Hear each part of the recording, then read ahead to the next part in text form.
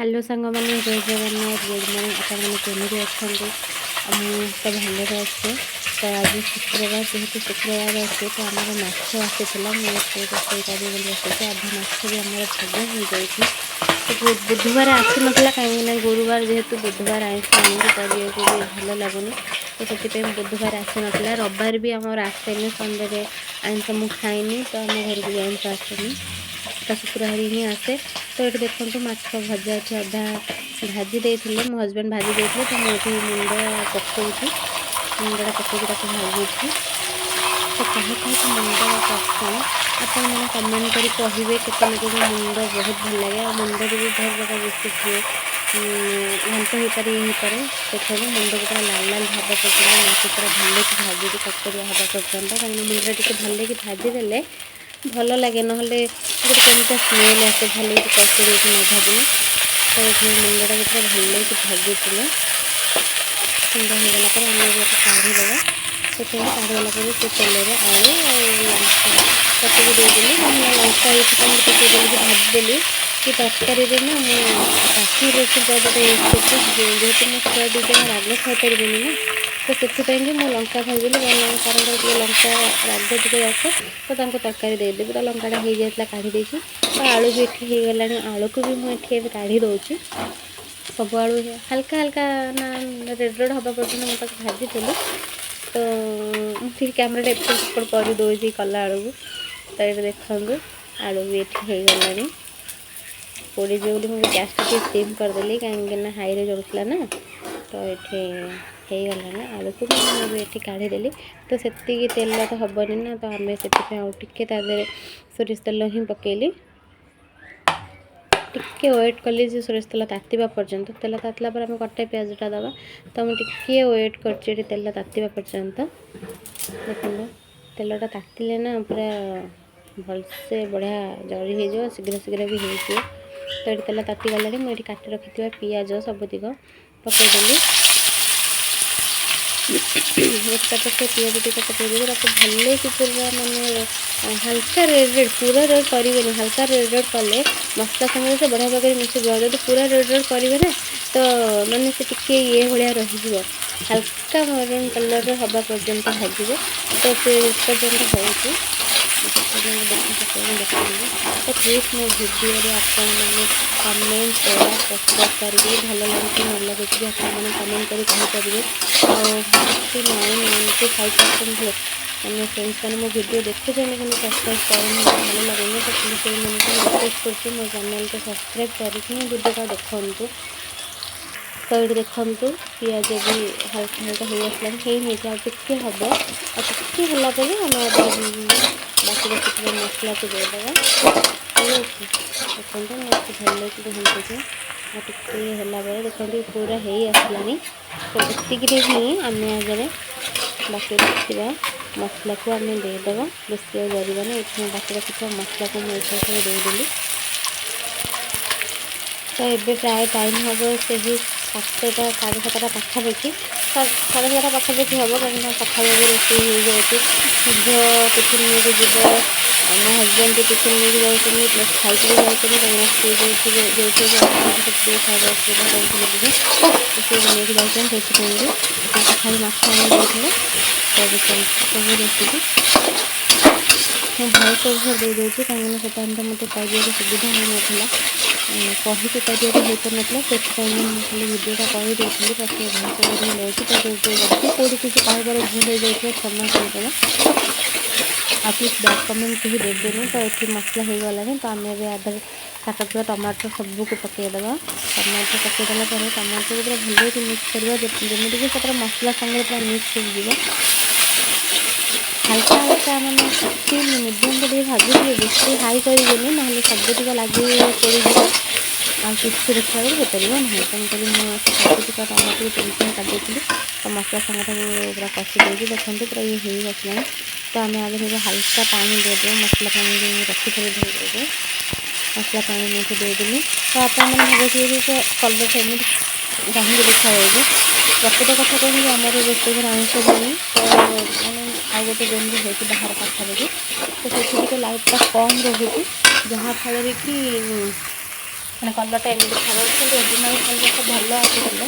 ତ ଏଇଠି ଭଲକି ସେ ପୁରା କଲା ପରେ ଆମେ ତାକୁ ପୁରା ଭଲକି କଷିବା ଭଲ ପରେ ତ ମସଲାକୁ ଟମାଟର ସାଙ୍ଗରେ ଭଲକି ପୁରା ମିକ୍ସ କରୁଛି। ମୁଁ ମଝିରେ ମଝିରେ ହାଲକା ପାଣି ଦେଇକି ବି କଷୁଛି। ମୁଁ ଭିଡ଼ିଓଟା ପାଣି ଦେଲା ବେଳେ କରିପାରୁନି କାହିଁକିନା ଥଣ୍ଡା ରହୁଛି। ତ ଏଠି ଆମେ ଲଙ୍କାଗୁଣ୍ଡ ଦେଇଦେବା।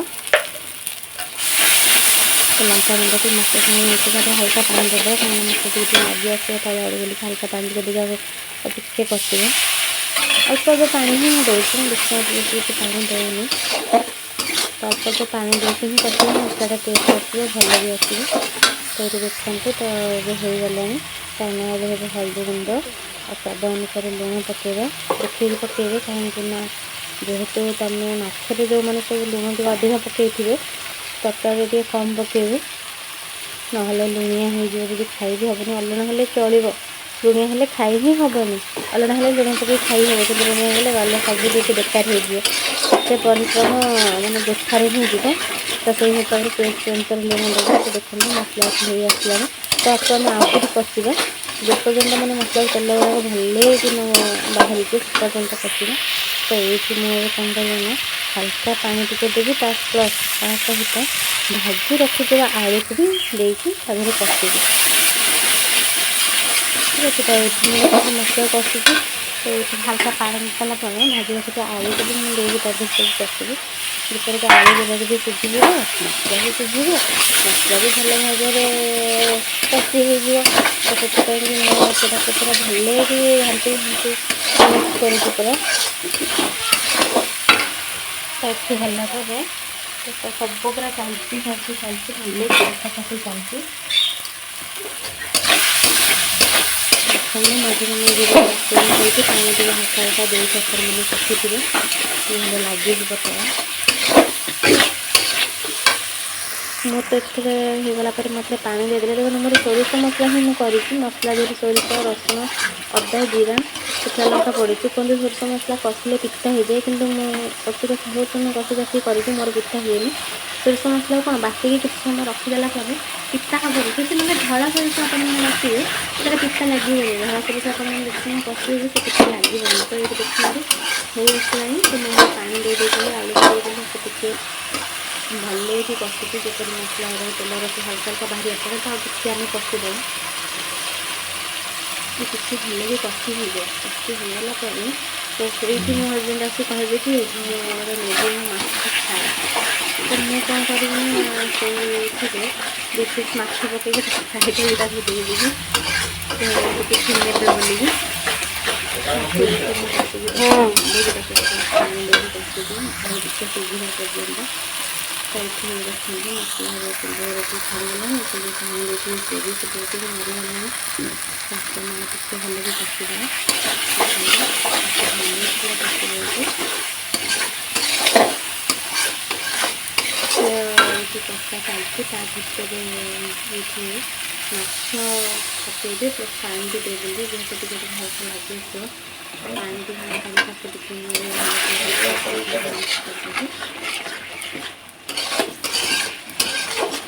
ଏଠି ହେଲା ପରେ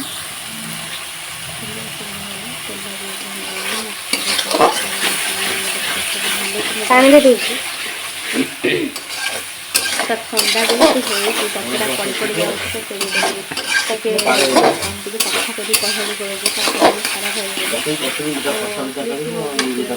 କମେଣ୍ଟ କରିବେନି, ଭଲ କମେଣ୍ଟ କରିବେ, ମୋ ଭିଡ଼ିଓକୁ ସବସ୍କ୍ରାଇବ୍ କରିବେ, ଯାହାଫଳରେ ମୋତେ ଆଗକୁ ଭିଡ଼ିଓ କରିବାକୁ ଭଲ ଲାଗିବ। ତ ଏଇଠି ଦେଖନ୍ତୁ ଆପଣଙ୍କ ତ ଏଠି ତାଦେହରେ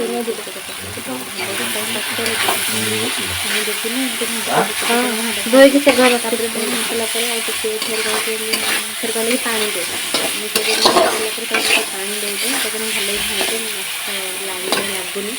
ତ ମୁଁ ତାଙ୍କୁ କହୁଛି ହଁ ଲାଗିବ। ତ ଏଠି ପାଣି ଭାଜିକି ଦେଉଛି ମାଛ ମସଲା ପାଣି ପୁରା ଭଲକି ଫ୍ରାଏ କରିଛି।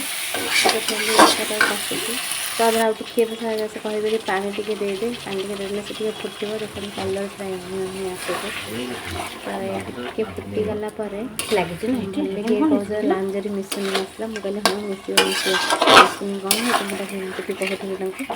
ତ ଏ ପୁରା ହେଇ ଆସିଲା। ଗ୍ୟାସ୍ ତାପରେ ସିଏ ବି ଟିଫିନ୍ଟା ଦେଖେଇବେ କହିବେ ମୋର ସେ କାଢ଼ିଦେ, ଥଣ୍ଡା ହେଲେ ମୋର ନେବି ନହେଲେ ଆମ୍ବିଳା ହେଇଯିବ। ଏଠି ଲଙ୍କା ଯେଉଁ ଭାଜି ରଖିଥିବା ଲଙ୍କା ଦୁଇଟା ପକେଇଛି, ତରକାରୀ ଦୁଇଟା ଦେଇଦେବି। ତାକୁ ଭଲ ଲାଗି ମୁଁ ପକାଉଛି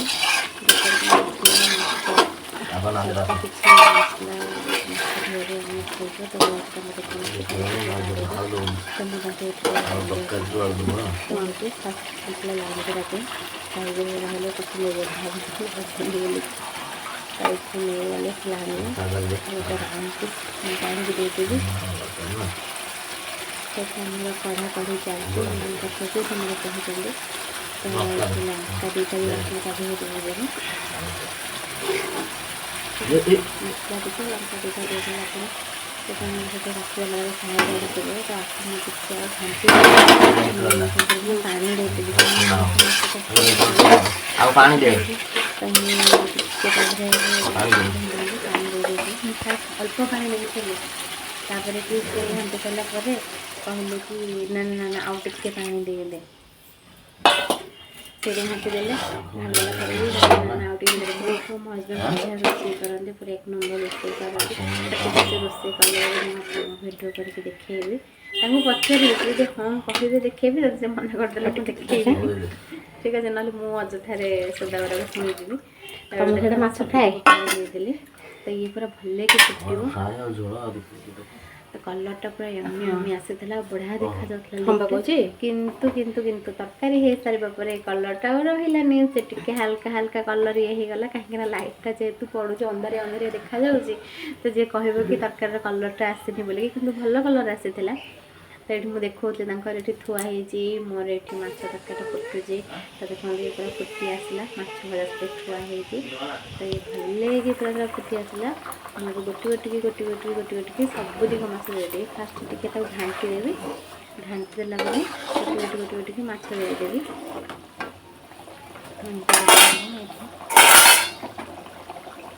ସବୁଦିନ ମାଛ ମୁଁ ଦେଇଦେଲି। ମାଛ ଦେଇଦେଲା ପରେ ମାଛ କିଛି ସମୟ ଛାଡ଼ିବା ପାଇଁ, ମାନେ ଫୁଟିବା ପାଇଁ କି ଛାଡ଼ିଦେବା। ତ କାହିଁକିନା ବେଶୀ ଫୁଟେଇବେନି, ମାଛଟା ବେଶୀ ଫୁଟେଇଲେ ନା ମାଛଟା ତା ଦେହରେ ତରକାରୀ ଦିହରେ ନା ମାନେ ବତୁରି ଯାଇକି ପୁରା ଇଏ ହେଇଯାଏ, ମାନେ କେମିତି ଗୋଟେ ଲାଗେ। ତ 2-4 ଫୁଟଣାରେ ହିଁ ମାଛଟାକୁ ବନ୍ଦ କରିଦେବ। ଅଳ୍ପ ଯେତିକି ପାଣି, ମାନେ ଯେତିକି ଆପଣଙ୍କର ପାଣି ଦରକାର ସେଇ ହିସାବରେ ଟିକେ ଅଧିକା ଦେବେ। ତ ଫୁଟିଲା ପରେ ଯେତିକି କ୍ୱାଣ୍ଟିଟି ଆପଣଙ୍କର ରହିବା କଥା ରହିବ, ତ ପାଣିଟା ଆପଣ ବନ୍ଦ କରିଦେବେ ମାଛ ପକେଇକି। ତ ଏଇଠି ହେଇଗଲାଣି ମୋର। ମୁଁ ଏଇଠି ଗରମ ମସଲା ପକାଇଦେବି। ତ ତାଙ୍କୁ ବି ଟିଫିନ୍ରେ କାଢ଼ିକି ଏଠି ମୁଁ ଦେଇଦେବି। ଠିକ୍ ଅଛି। ତ ମୁଁ ଆପଣମାନଙ୍କୁ ପ୍ଲିଜ୍ ଏତିକି ରିକ୍ୱେଷ୍ଟ କରୁଛି ଯେ ମୋ ଭିଡ଼ିଓରେ ଆପଣମାନେ ସବସ୍କ୍ରାଇବ୍ କରିବେ। ମୁଁ ବାର ଭିଡ଼ିଓରେ ଆପଣମାନଙ୍କୁ କହୁଛି ଏଠି ମୁଁ ଗରମ ମସଲା ପକାଇଦେବି। ତ ତାଙ୍କୁ ବି 2 ପିସ୍ ମାଛ ଆଳୁ ଝୋଳ ଦେଇଦେବି। ତ ତାଙ୍କୁ ବି କହୁଛି ନାଇଁ ଝୋଳ ନିଅ, ଅଧିକା ନିଅ, ଭାତରେ ଖାଇବ ବୋଲିକି। ତ ମୋର ଚାଲିଛି ରୋଷେଇବାସ, ମୋର ଫିନିଶ୍। ଭାତ, ମାଛ ତରକାରୀ, ବାସ୍ ଆଜି ହିଁ ଏତିକି। ସେଇଠି ମୁଁ ସାର୍ଙ୍କୁ ବାଢ଼ିକି ମୋର ଦେଇଦେବି, ସେ ତାଙ୍କର ନେଇକି ଯିବେ। ମୁଁ ତ ବାଢ଼ିବିନି, ସେ ତାଙ୍କ ହାତରେ ବାଢ଼ିକି ନେବେ, କହିବେ ରହ ମୁଁ ମୋର ନେବି ବୋଲିକି। ସେ ତାଙ୍କର 2 ପିସ୍ ମାଛ ଆଳୁ ତରକାରୀ ସେ ତାଙ୍କର ନେଇକି ଯିବେ। ତ ମୁଁ ଏବେ ରହୁଛି, ଦେଖା ହେବ ଆମର ଆଉ ଭିଡ଼ିଓରେ, ନୂଆ ଭିଡ଼ିଓରେ। ତ ମାଛର ଆଉ କ'ଣ ସବୁ ହେଇପାରିବ କହିବେ, ମୁଁ ଯଦି କରିପାରିବି, ମୋ ଦ୍ୱାରା ଯଦି ହେଇପାରିବ ମୁଁ ଆପଣଙ୍କୁ କରିକି ଦେଖେଇବି। ଆଉ ମୋ ଭିଡ଼ିଓରେ ଲାଇକ୍ ବି କରିବେ, ସେୟାର ବି କରିବେ। ଜୟ ଜଗନ୍ନାଥ, ରହୁଛି। ଦେଖା ହେବ ଆମର ଆଉ ଏକ ନୂଆ ଭିଡ଼ିଓରେ। ପ୍ଲିଜ୍ ମୁଁ ଆପଣମାନଙ୍କୁ ଏତିକି ରିକ୍ୱେଷ୍ଟ କରୁଛି କି ଆପଣମାନେ ମୋ ଭିଡ଼ିଓକୁ ସବସ୍କ୍ରାଇବ୍ କରିକି ହିଁ ଦେଖନ୍ତୁ, ବିନା ସବସ୍କ୍ରାଇବ୍ କରିକି ଦେଖନ୍ତୁନି, ମୁଁ ଆପଣମାନଙ୍କୁ ରିକ୍ୱେଷ୍ଟ କରୁଛି। ତ ଏଇଠି ସେ ତାଙ୍କର ସବୁ କାଢ଼ିକି ନେଇ ଦେଉଛନ୍ତି। ତାଙ୍କର ନା ଥଣ୍ଡା ହେଲେ ନେବେନି, ଖାଲି ଲଙ୍କା ପଡ଼ିନି। ତ ମୁଁ ତାଙ୍କୁ ସବୁ କହୁଛି କି ନାଇଁ ଆଉ ଟିକେ ଝୋଳ ନିଅ, ଆଉ ଟିକେ ଇଏ ନିଅ, ଆଳୁ ନିଅ, ଆଳୁ 3-4 ପିସ୍ ନିଅ, ଏମିତି ତାଙ୍କୁ ମୁଁ କହୁଛି। ସେ ତାଙ୍କର ଏଠି ବାଢ଼ୁଛନ୍ତି ସବୁ। ଦେଖନ୍ତୁ ଆଳୁ ବି ମୋର ପୁରା ସିଝିକି ଚୋପା ଛାଡ଼ି ଯାଇଛି, ଆଳୁରୁ ଏମିତି ଭାବରେ ସିଝିଯାଇଛି ପୁରା। ତ ମୋ ପୁଅ ସେଠି ବସିଛି, ଉଠିଛି ତ ବସିଛି, ଦାନ୍ତ ପତ୍ର ନ ଘଷିକି ସେଠି ଯାଇକି ବସିଛି ତା ବାବା ପାଖରେ। ତା ବାବା ହିଁ ତାର ସବୁ କିଛି। ତ ସେ ସେଠି ବସିଛି। ତ ତା ବାବା ସେଠି ବାଢ଼ୁଛନ୍ତି, ମାଛ ତରକାରୀ ବାଢ଼ୁଛନ୍ତି। ତ ମୁଁ ତାଙ୍କୁ କହୁଛି ଆଉ ଟିକେ ନେଇଯାଅ। ତ ଏଠି ଆମର ବଢ଼ା ବଢ଼ି ସରିଗଲା। ତ ସେ ଫ୍ରାଏରେ ବି ଟିକେ ଦେଇଦେଲେ କହିଲେ ଶୁଖିଲା ପୁରା ହେଇଯାଇଛି ତ ଫ୍ରାଏରେ ଦେଇଦେଲେ ମୁଁ ମନା କରୁଥିଲି ତଥାପି ସେ ଦେଇଦେଲେ ତରକାରୀ ରେଡ଼ି ଆଉ ମାଛ ଫ୍ରାଏ ବି ରେଡ଼ି ହେଇଯାଇଛି ଭାତ ବି ରେଡ଼ି ହେଇଯାଇଛି ତ ମୋ ଝିଅ ଆସିବ ସ୍କୁଲରୁ 12টাରେ ଖାଇବେ ମୋ ପୁଅ ବି ଖାଇବ ତ ମୁଁ ବି ଖାଇବି ଏମିତି ସବୁ ଚାଲିବ ତାପରେ ତ ଆପଣମାନେ ଭିଡ଼ିଓରେ ଲାଇକ୍ ସବସ୍କ୍ରାଇବ୍ କରି ରହୁଛି ବାବା ଟାଟା।